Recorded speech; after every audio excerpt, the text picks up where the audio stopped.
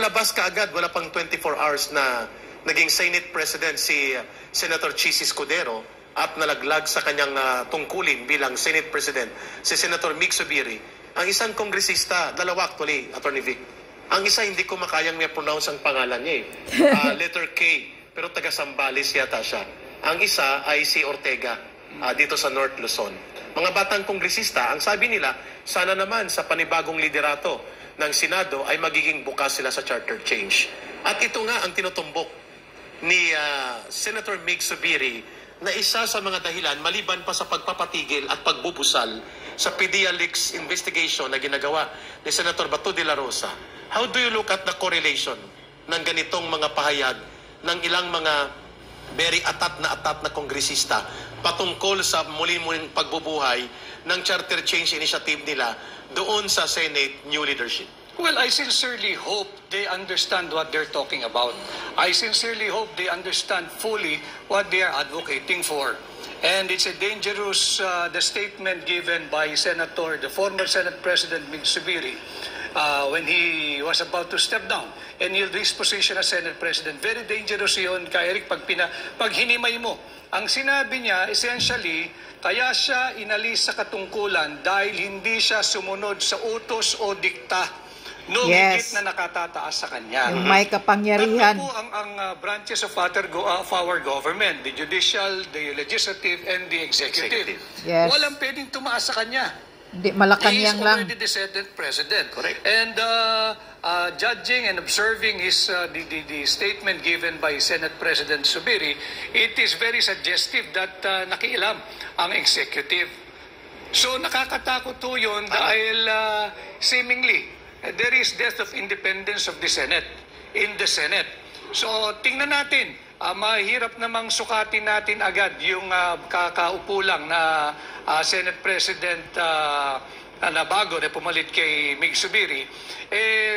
Bago natin siya sukatin, bigyan natin ng pagkakataon and hoping that he will side with the Filipino people.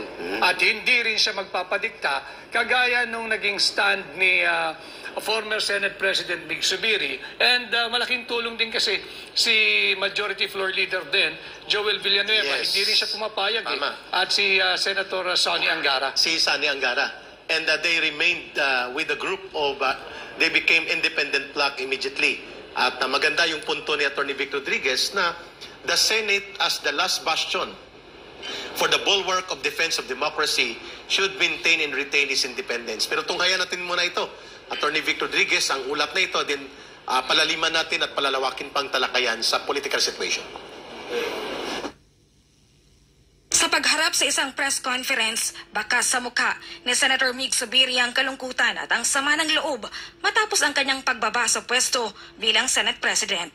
Ayon sa kanya, ang nangyaring pagpapalit ng Senate leadership ay maaring dahil sa kanyang paninindigan para sa independence o pagsasarili ng Senado. Marami daw kasi ang tila nagalit sa hindi nito pagsunod sa utos para sa pagpapahinto sa Senate investigation sa PDEA leaks. Sabi ko nga nung sa hearing ni Senator Bato de la Rosa, marami nagalit sa akin sa dalawang panig dahil nga ako po ay naging patas sa dalawang panig at siguro marami nagalit sa akin dahil dyan. Pero ginawa ko lang pong bilang tungkulin ko bilang Senate President, which is to always keep the committee system strong and independent from any outside forces to dictate what should or should not be tackled in the committee system. Ang galit umano sa kanya ay nagsimula sa pagtutol niya sa People's Initiative. Nung sa PI pa lang, sa People's Initiative pa lang, nung hindi po tayo sumang-ayon sa People's Initiative, dyan po na nag-umpisa eh. Hindi tayo sumang-ayon sa kanilang timelines, charter change. Dyan ko din naramdaman na medyo may mga sama ng loob. Hindi naman sinagot ni Zubiri kung ang orders laban sa mga investigasyon ng Senado ay galing sa Malacanang. Sinabi ni Zubiri, naging mabilis ang pagpapalit na ginawa sa Senate leadership. Maibapaan niya na nagpahayag ng suporta pero sa huli ay hindi naman bumoto para sa pagpapanatili niya sa pwesto at tituan niya higit na sumama ang kanyang loob. Noong Wednesday nalaman ko may kinakausap po sila, nagkikita-kita po, nag-uusap-usap po sila ang kabilang grupo and yun, umpisa na po. So, nagbabantayan po kami ng weekend and medyo masama ng loob ko dahil meron pa mga nagte-text sa akin, we're with you, full support po kami. Kami po ay, 100% sa iyo. Wala pang isang araw, wala lang nagawa. Sinabi pa ni Zubiri na nakaka-stress at nakaka-pressure ang maging Senate President. Hiling-anya nito sa bagong Senate President si Chis Escudero na hindi siya maapektuhan sa presyo sa Senado. Samantala, tiniyak naman ng bagong Senate President na hindi maiimpluwensyahan ang kanyang liderato kahit pa nga malapit siya kay Pangulong Bongbong Marcos. Tingnan nga natin kung hindi ka ma-influensyahan.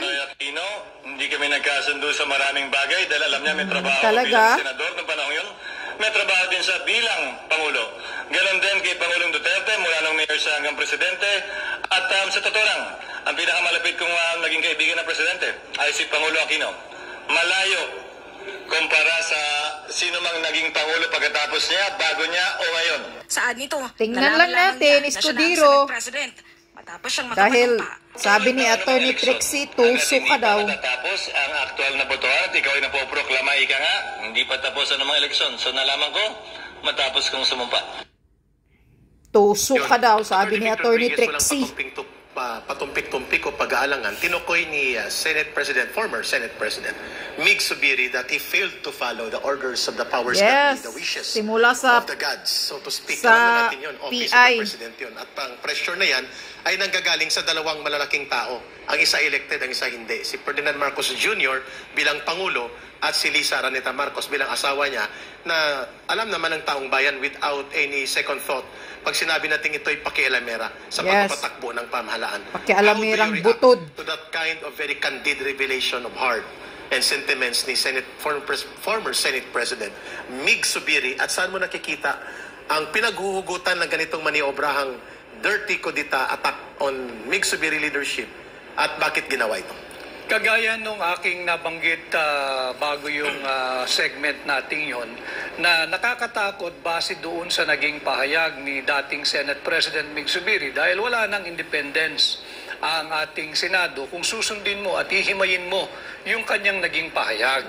At sinabi nga niya malinaw at unmistakable na there is only one reason kung bakit siya naalis bilang Senate President. Ito yung hindi pagtalima sa utos o dikta ng higit na mas nakatataas sa kanya.